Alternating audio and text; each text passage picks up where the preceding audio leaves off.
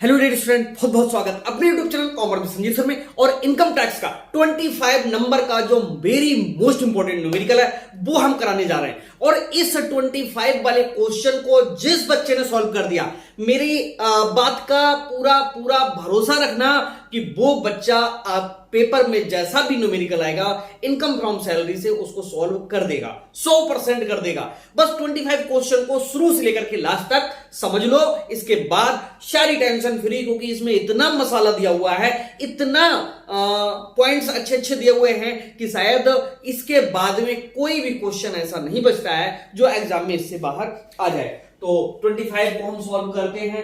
सबसे पहले ऊपर लिखेंगे computation of taxable income from salary, और इसमें मिस्टर रंगराजन लिखा हुआ है और पेपर में भी मिस्टर रंगराजन करके ही आता है। ओके, ऑफ मिस्टर रंगराजन, ठीक है। इसके बाद में यहां पर नीचे लिखा जाएगा फॉर द असेसमेंट ईयर 2022 और 23 के लिए कैलकुलेशंस हो रही है। और पेपर में जब आता है तो कुछ भी चेंज नहीं होता है इसका। देखिए क्वेश्चन हम आपके लिए सेंड कर रहे हैं।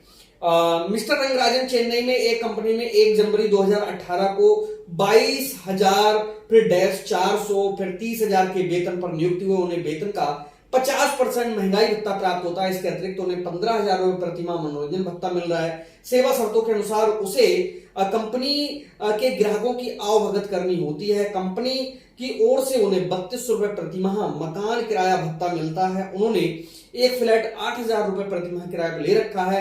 कंपनी की ओर से फर्राश रसोईया और माली दिए गए जिनका वेतन प्रत्येक को 200 रुपए प्रतिमाह चुकाती है। उसे कंपनी की ओर से 2 मोटर कारें, एक बड़ी और एक छोटी दे रखी है जो निजी उपयोग में भी आती है। कंपनी केवल कार्यालयीन प्रयोग के खर्चे वहन करती है। बड़ी कार का मूल्य 6 लाख रुपए है और छोटी कार का मूल्य 3 लाख रुपए है। इन कारों के खर्चे 80,000 रुपए एवं 60,000 रुपए क्रमशः है। क्रमशः का मतलब क्रम से है। मान्यता प्राप्त भविष्य निधि में वेतन एवं महंगाई भत्ते का 8.33 अंशदान प्रत्येक कर्मचारी और नियोक्ता दोनों करते हैं, ये मानते हुए कि वेतन माह के अंत में देय होता है। इस क्वेश्चन का जो मेन सार है वो यही है कि ये मानते हुए वेतन माह के अंत में देय होता है। कर्म धारण वर्ष 22 और 23 के लिए वेतन से आय की ज्ञात कीजिए। कंपनी उनको कर मुक्त वेतन देने का अनुबंध कर रखा है, अतः उनके द्वारा देय आयकर का 50,000 रुपए कंपनी द्वारा चुकाया गया। डरने की जरूरत नहीं है, ये क्वेश्चन हर स्टूडेंट को मैं रटवा दूंगा। अब ये 25 नंबर का जो क्वेश्चन है वो आप सॉल्व करना कहां से शुरू करोगे? देखो बहुत अच्छा सा क्वेश्चन है। देखिए जब हम बात कर रहे हैं कि असेसमेंट ईयर 22 और 23 लिखा है, तो बेटा इनकम जो होगी वो यहां पर 21 से लेकर के और 22 तक की होगी। ऐसा क्यों होगा?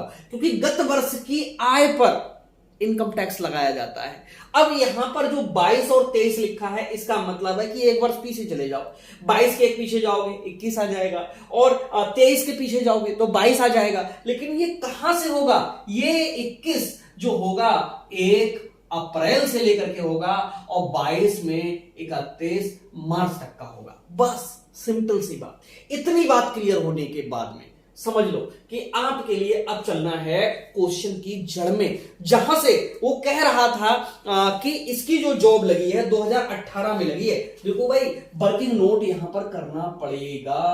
वर्किंग नोट बहुत इजी लगेगा क्वेश्चन, 2 बार देख लेना, एक बार में क्लियर ना हो तो समझ के जरूर जाना इस क्वेश्चन को। ओके, वर्किंग नोट में कह रहा है उसकी जो 1 जनवरी 2018 को नौकरी लगी है ना, वो नौकरी उसकी लगी किस तरह से है? 22,400 30,000।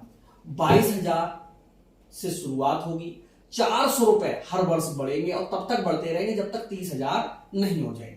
ओके, अब ये फंडा क्या होता है? कंपनियां इस तरह की जॉब देती हैं या गवर्नमेंट जॉब लगती है तो ऐसे शर्तें होती हैं कि 22,000 रुपए से तनख्वाह शुरू होगी, हर वर्ष में 400 बढ़ेंगे और तब तक बढ़ते रहेंगे जब तक वो 30,000 नहीं हो जाएंगे। अब यहां पर आपको करना क्या होगा? एक छोटी सी बहुत ही महत्वपूर्ण जानकारी वो ये है कि उसकी जब नौकरी जनवरी 18 में लग रही तो कभी ना कभी जनवरी 19 आएगी, कभी ना कभी जनवरी 20 आएगी, कभी ना कभी जनवरी 21 आएगी, कभी ना कभी जनवरी 22 आएगी। अरे यार हम तो 23 में चल रहे हैं। ओके, ये सब डेट है तो वो क्रॉस करता हुआ जा ही रहा है। ओके, अब यहां पर समझो कि जनवरी में उसकी यहां एक लाइन खींच दें, ये वर्किंग नोट है आपके लिए। पहले समझ लो कि क्या ईयर लिखने में कोई दिक्कत है आप लोगों को, सिर्फ समझना है।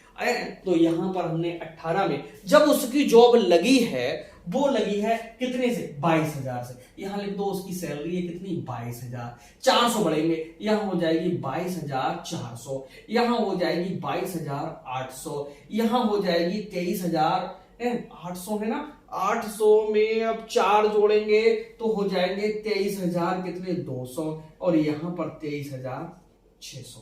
क्या कठिन है, सिंपल सी बात है, कुछ टफ नहीं है। 2018 में 22,000 तनख्वाह, अरे 19 में 22,400 हो गई, फिर 22,800 हो गई, 23,200 हो गई, 23,600 हो गई। हमको कहां तक की निकालनी है, आ जाओ अब यहां पर। सबसे पहले हम बात करेंगे उसकी बेसिक सैलरी की। ओके, और बेसिक सैलरी कैलकुलेट कब से होगी, 1 अप्रैल 21 से। ओके, तो अप्रैल की तनख्वाह अप्रैल में मिल जाएगी, यानी अप्रैल, मई, जून, जुलाई, अगस्त, सितंबर, अक्टूबर, नवंबर, दिसंबर। ठीक, कितने महीने हुए, 9 महीने हुए। 9 महीने उसके लिए कौन सी वाली तनख्वाह मिलेगी, अरे 21 में देखो तनख्वाह कितनी है, 23,200। तो यहां पर बेसिक सैलरी करिए 23,200 की गुणा 9। ओके, और इसके बाद में उसका सैलरी कितनी हो गई, 23,600।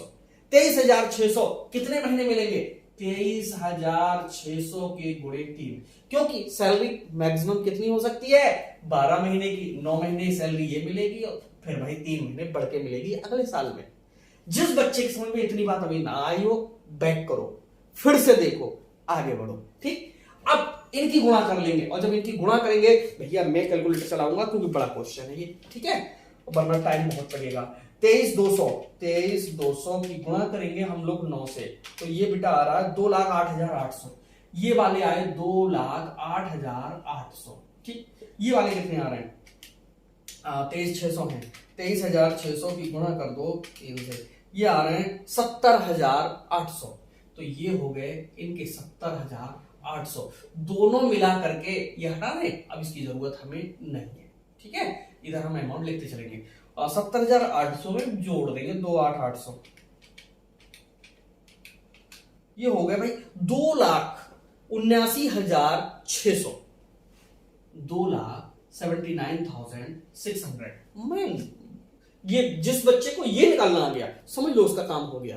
तो यहां तक कोई कठिन नहीं था। जनवरी 18 से उसकी नौकरी लगी, इन शर्तों पे लगी, 22,400 की। आप क्या करोगे, 1 जनवरी 18 से आगे इस तरह से रप्पे रप्पे रप्पे रप्पे करना शुरू कर दो। 18, 19, 20, 21, 22, हर वर्ष बेटा 400 रुपए जोड़ते हुए चले जाओ।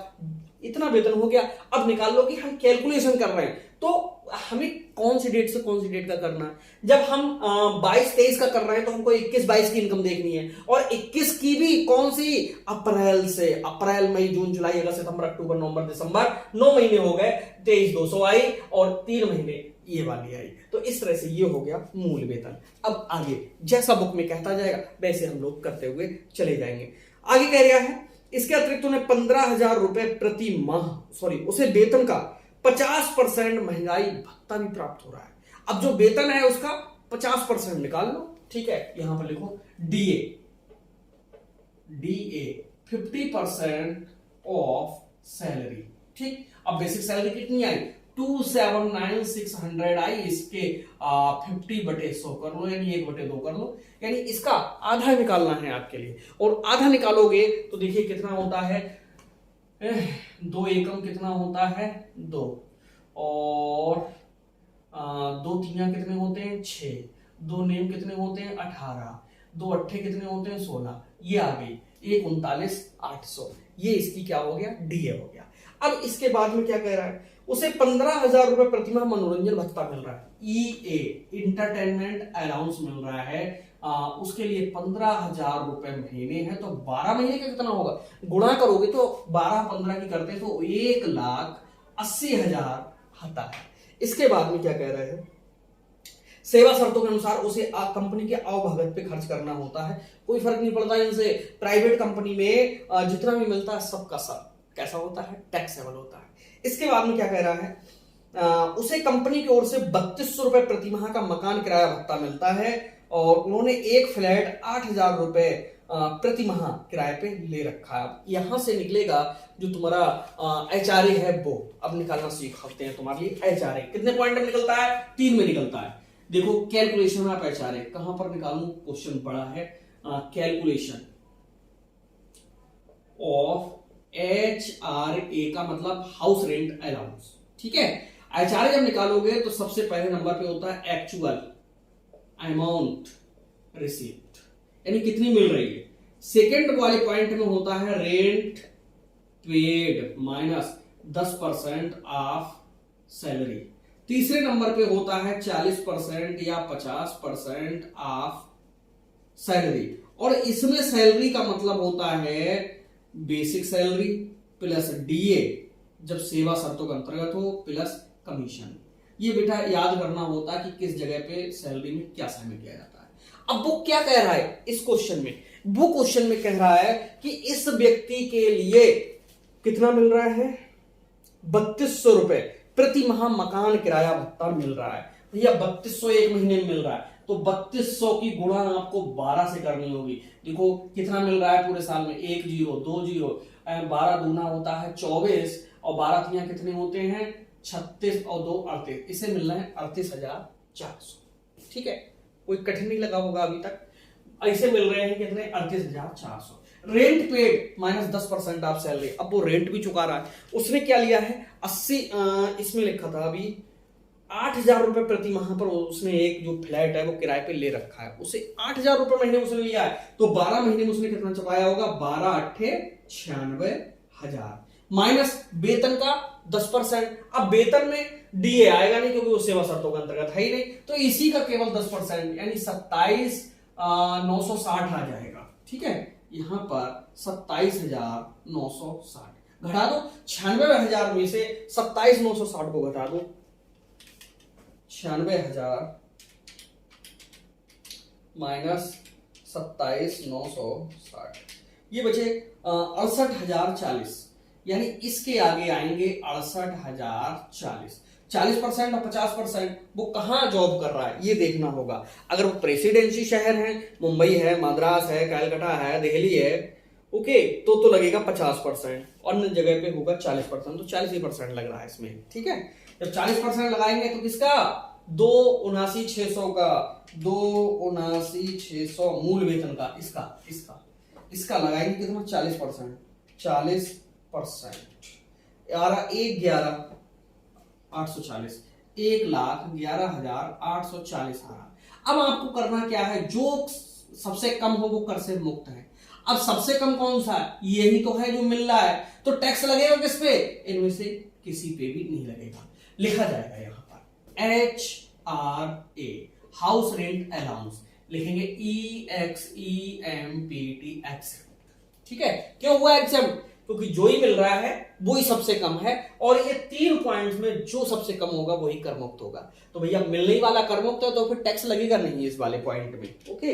अगला क्वेश्चन देखते हैं, अगले में क्वेश्चन नहीं देखते, अगला पॉइंट देखते हैं। कंपनी की ओर से उन्हें फर्रास है, रसोईया, माली 3 लोग मिले हुए हैं, ठीक है। तीनों लोग, फर्रास कहते हैं स्वीपर के लिए, उन्हें सबसे स्वीपर मिला हुआ है, स्वीपर है, और स्वीपर के बाद में गार्डनर है, और जो तीसरा है वो कुक है, भोजन बनाने वाला। तो इन सबको मिल रहे हैं 200 गुणे 12, अरे 200 गुणे 12 और 200 गुणे 12, प्रत्येक का वेतन इतना ही है, तो 12 दूनी कितने हो गए 2400। 2400 इसे मिल रहे हैं, 2400 इसे मिल रहे हैं, 2400 इसे मिल रहे हैं। पेपर में भी आप सेम इसी तरह का सॉल्व करके आओगे, ओके। और दावा है मेरा कि क्वेश्चन आपका बिल्कुल गारंटी से सही हो जाएगा। चलिए, उसे कंपनी की ओर से 2 मोटर कारें, एक बड़ी और दूसरी छोटी दे रखी है, जो निजी उपयोग में भी आती हैं, केवल कार्यालयीन प्रयोग के खर्चे वहन करती हैं, ठीक है। बड़ी कार का मूल्य 6 लाख है और छोटी कार का मूल्य 3 लाख है। इन कारों के खर्चे 80,000 रुपए एवं 60,000। अब यहां पर मैं बताऊंगा आपके लिए, जो कार की बात करें और जब दो कारें दी हुई हों, तो दो कारें जब दी हुई होती हैं तो उसकी मर्जी होती है वो जिस कार में कम खर्चा आएगा है उसके लिए क्या काम करेगा, वहां पर दर्शाएगा है, वो वहां पर स्वतंत्रता बनी रहती है।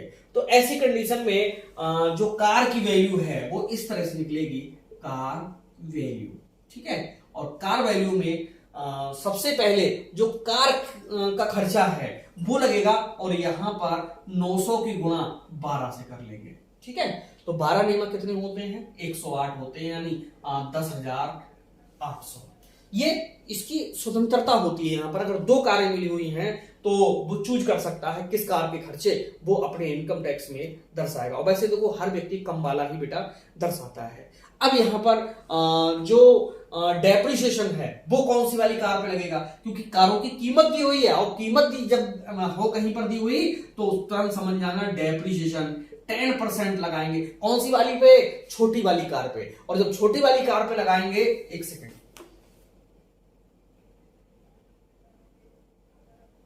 हाँ छोटी कार पे लगाएंगे तो वो 3 लाख की है, और 3 लाख का जब 10% करोगे तो वो हो जाता है कितना, 30,000। क्या कठिन लगा, कोई दिक्कत नहीं है।